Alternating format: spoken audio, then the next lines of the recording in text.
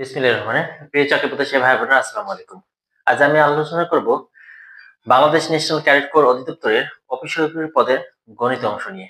তো কথা না বলে শুরু করে আজকের গণিত অংশ। এখানে এই পরীক্ষা এটা এমসিকিউ ছিল। এমসিকিউ মোট ম্যাথ অংশ ছিল মোট 15টা প্রশ্ন।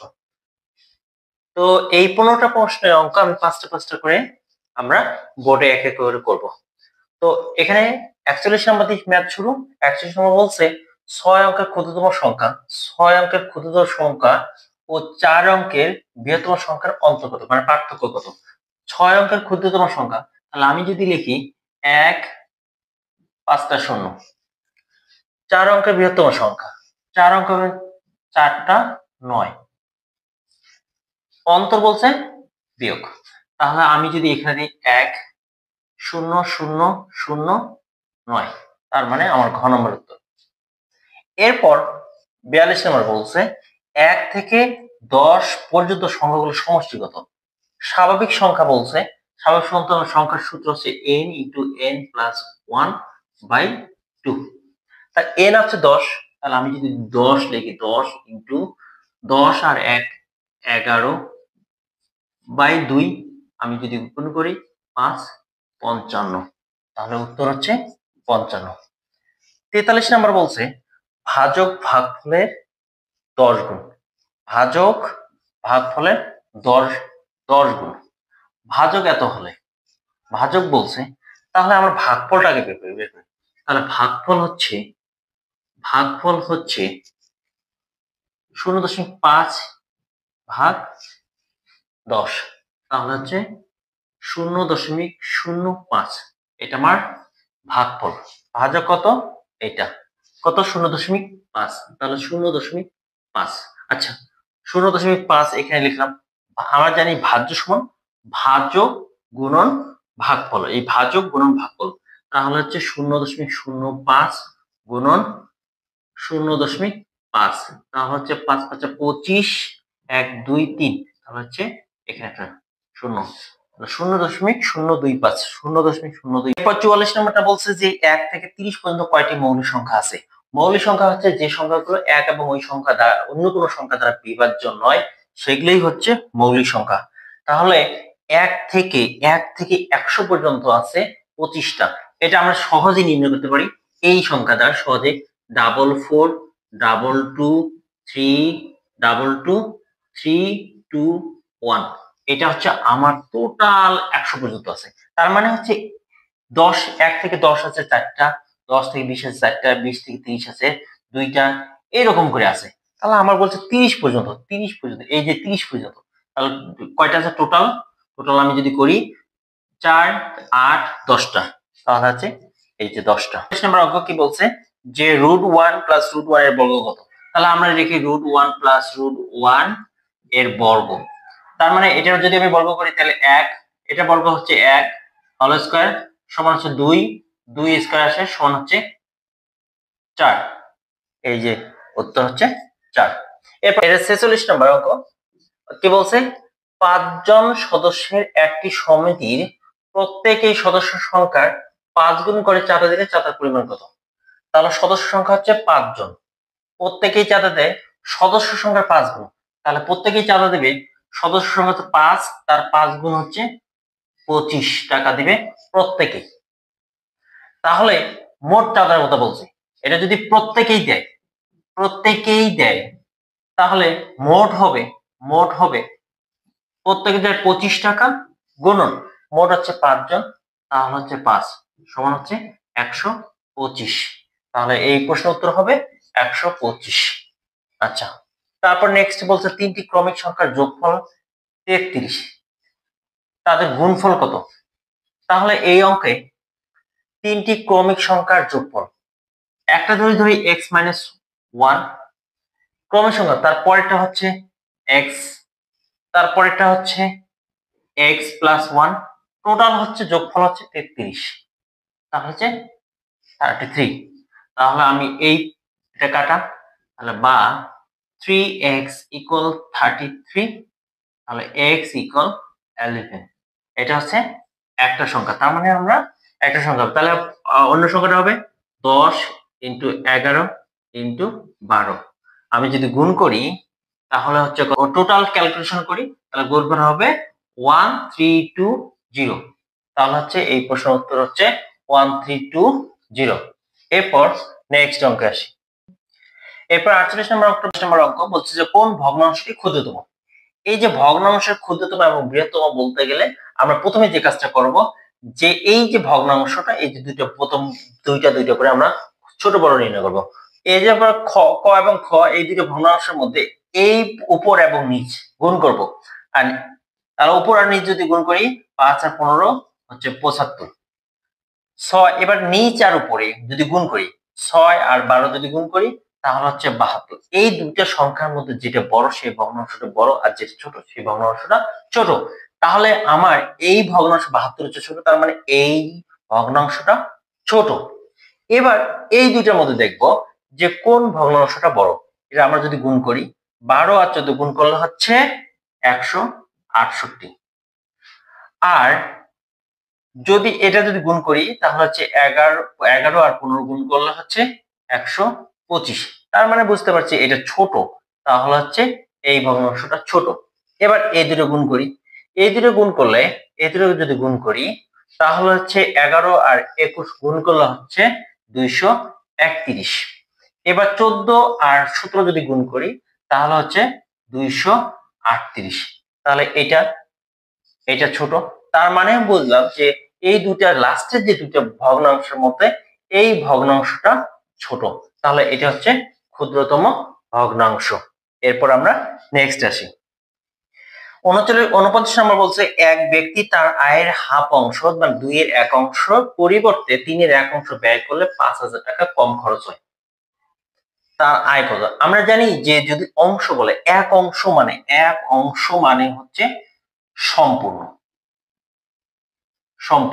এক অংশ মানে হচ্ছে সম্পূর্ণ। তাহলে হাফ অংশের পরিবর্তে যদি 3/1 খরচ হয় তাহলে ব্যয় তার কমে 5000 টাকা। তাহলে আমরা যদি বিয়োগ করি হাফ 1 বিয়োগ 1/3 অংশ, এটা পার্থক্য সমান এখানে কত? এখানে বলছে 5000 টাকা। 5000 টাকা। তাহলে আমরা যদি এখানে লসাগু করি 6 হচ্ছে 3 বিয়োগ 2 অংশ সমান হচ্ছে 5000 টাকা, বা 1/6 অংশ সমান হচ্ছে 5000। সুতরাং এক অংশ সমান যদি গুণ করি তাহলে হচ্ছে 30,000 টাকা। 30,000 টাকা। তাহলে তার মোট আয় হচ্ছে এখানে এই যে খ নম্বর 30,000 টাকা। এরপর আমরা নেক্সট অঙ্ক আসি। এরপর 50 নম্বর অঙ্ক বলছে একটি পানি ভর্তি একটি বালতির ওজন 12 কেজি। বালতির অর্ধেক পানি ভর্তি হলে তার ওজন 7 কেজি। তাহলে এখানে আমরা দেখি যে পানি ভর্তি একটি বালতির ওজন, ওখানে পানির ওজন আছে প্লাস বালতির ওজন আছে। তাহলে হচ্ছে আমরা জানি পানির এক অংশ প্লাস ওখানে বাস্কেট মানে বালতি আছে, তাহলে আমি এটা ধরুন বি ইকুয়াল টোটাল ওজন 12 কেজি। এবার তারপর কি বলছে বালতির অর্ধেক পানি ভর্তি থাকলে, তাহলে হচ্ছে পানির অর্ধেক অংশ প্লাস বাস্কেট বালতি কত ওজন? 7 কেজি। এবার আমরা যদি বিয়োগ করি, বিয়োগ করলে এটা কাটা। আমি যদি চিহ্ন পরিবর্তন করি, চিহ্ন বিয়োগ করলে এটা কাটা। তাহলে হচ্ছে পানির 1 বিয়োগ 1 অংশ সমান 12 থেকে 7 বাদ দিলে 5 কেজি।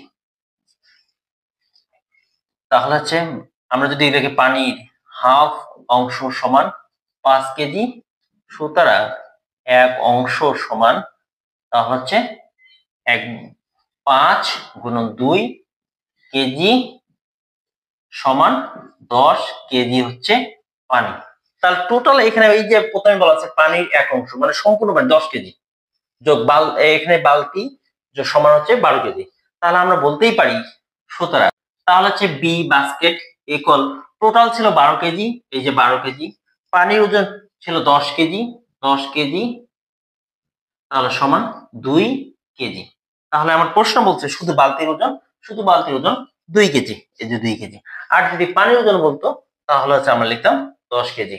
এটা হলো এই প্রশ্নের ওজন যে 2 কেজি। নেক্সট উঠাইছি 51 নম্বর দিয়ে শুরু, যে একটি আয়তক্ষেত্রের পরিসীমা হচ্ছে 40 মিটার এবং প্রস্থ 5 মিটার হলে দৈর্ঘ্য কত মিটার?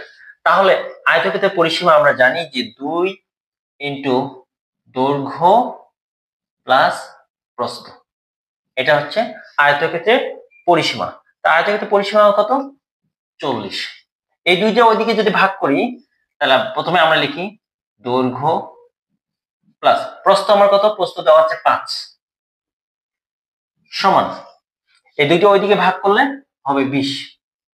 সুতরাং আমার প্রশ্ন বের করতে হচ্ছে দৈর্ঘ্য কত। তাহলে দৈর্ঘ্য সমান আর বিয়োগ করলে 20 থেকে বিয়োগ করলে 15, একবারে আমি লিখলাম। তাহলে দৈর্ঘ্য হচ্ছে 15 মিটার। আমার উত্তর, এই প্রশ্নের উত্তর হচ্ছে এটা। এরপর আমরা নেক্সট অঙ্কে আসি। 12 নম্বর অঙ্ক বলছে a - b by ab plus b - c by bc plus c - a by ca। এই অঙ্কগুলো আমরা শর্টকাটে করতে পারি a b c। এটা যদি এইভাবে থাকে a - b b - c c - a, সিকোয়েন্সে আমার ঠিক আছে। a b গুণ করি a b b c c a, সিকোয়েন্সে ঠিক আছে। যদি মাইনাস থাকে তাহলে আমার উপরে শূন্য হবে, নিচে a b c, তার মানে শূন্য হবে। এই প্রশ্নের উত্তর শূন্য। আমরা তারপর করে দেখি a b b c c a এর যদি লসাগু নেই তাহলে হচ্ছে a b c। আমরা যদি এটাকে করি তাহলে a মাইনাস b লিখলাম। এই যে a b c K a b ভাগ করলে আমরা এখানে থাকে c প্লাস এখানে অনুরূপ ভাবে থাকবে a into b minus c plus এখানে থাকবে c, এখানে থাকবে b c মাইনাস a, এটা থাকবে। আমরা যদি লিখি ca minus bc plus ab minus ca plus bc minus ab by abc, তাহলে দেখ এই ca কাটা, bc bc কাটা, ab ab কাটা, উপরে শূন্য বাই abc ইকুয়াল 0। তাহলে এই প্রশ্নের উত্তর হচ্ছে ক 0। এরপর আমরা নেক্সট অঙ্কে আসি। 53 নম্বর বলছে যে x square plus x minus 20 এর উৎপাদক কত? উৎপাদক আমি যদি লিখি x square plus x minus 20, এখানে মাইনাস আছে, এখানে মাইনাস আছে, তার মানে হচ্ছে দুইটা সংখ্যার গুণফল হচ্ছে 20 হবে এবং ওই দুইটা সংখ্যার বিয়োগফল হচ্ছে x হবে, মানে 1 হবে। তাহলে 5 5 আমি যদি লিখি 5 আর 4 গুণ করলে হচ্ছে 20, আর 5 এর থেকে যদি আমি 4 বিয়োগ করি তাহলে হচ্ছে 1, তার মানে এটা। তাহলে আমি লিখি x square plus 5x minus 4x minus 20 বা x কমন নিলাম x প্লাস 5 মাইনাস 4 কমন নিলাম x প্লাস 5, তাহলে হচ্ছে সমান x প্লাস 5 x মাইনাস 4। তাহলে হচ্ছে আমার দেখি x প্লাস 5 x মাইনাস 4, খ নম্বর উত্তর। এরপর আমরা নেক্সট আসি। 54 নম্বর বলছে যে 8 12 36 72 144 এর লসাগু কত? লসাগু এবং গসাগু করার সময়, লসাগু বিশেষ করে লসাগু করার সময় যদি দেখি সবচেয়ে বড় সংখ্যাটা যদি দেখি, এই বড় সংখ্যাটা থেকে যদি তারপরে সংখ্যাগুলো প্রত্যেকটা সংখ্যা দ্বারা ভাগ করা যায় তাহলে বড় সংখ্যাটি হচ্ছে তার লসাগু। আমি যদি 72 দিয়ে ভাগ করি তাহলে হচ্ছে আমার 2, আমি যদি 36 দিয়ে ভাগ করি তাহলে হচ্ছে 4, আমি যদি 12 দিয়ে ভাগ করি তাহলে হচ্ছে 12, আমি যদি 144 কে 8 দ্বারা ভাগ করি তাহলে হচ্ছে 18। তাহলে দেখি যে এই যে বড় সংখ্যাটা, এই বড় সংখ্যাটা আমি অধীনস্থ এই যে ছোট এই পেজে সবগুলো সংখ্যা দ্বারাই ভাগ করা যায়, তার মানে হচ্ছে বড় সংখ্যাটা হচ্ছে তার লসাগু। তারপরও আপনি যদি মনে করেন যে আমি এভাবে করব এভাবে লসাগু নিয়মে, তাহলে আপনি করে এটি পাবেন। এটি হলো এই অঙ্কের উত্তর 144। এরপর নেক্সট তারপর 55 নম্বর অঙ্ক এবং লাস্ট অঙ্ক বলছে একটি কোণে দ্বিগুণ হচ্ছে 60 ডিগ্রি হলে তার পূরক কোণ কত। আমরা জানি পূরক কোণ যে দুইটা কোণের যোগফল হচ্ছে 90 ডিগ্রি তাকে বলা হয় পূরক কোণ। তার মানে হচ্ছে দ্বিগুণ, একটি কোণের দ্বিগুণ হচ্ছে 60, তাহলে ওই কোণটা হচ্ছে কত 30 ডিগ্রি। আর এই 30 ডিগ্রি কোণের পূরক কোণ আমরা জানি যে কোনো দুইটি কোণের যোগফল হচ্ছে 90 ডিগ্রি, তাহলে 90 বিয়োগ 30 ডিগ্রি যদি আমি দেই তাহলে হচ্ছে 60 ডিগ্রি হচ্ছে পূরক কোণ। তাহলে এই প্রশ্নের উত্তর হবে ক নম্বর হচ্ছে 60 ডিগ্রি। এই হলো ন্যাশনাল ক্যাডেট কোর অধিদপ্তরের অফিসার পদে গণিত অংশের সমাধান। আমরা বেশি বেশি করে এই অঙ্কগুলো প্র্যাকটিস করব। দেখা হবে নেক্সট কোনো গণিত অংশে সমস্যার সমাধানে। তো ভালো থাকবেন। আসসালামু আলাইকুম।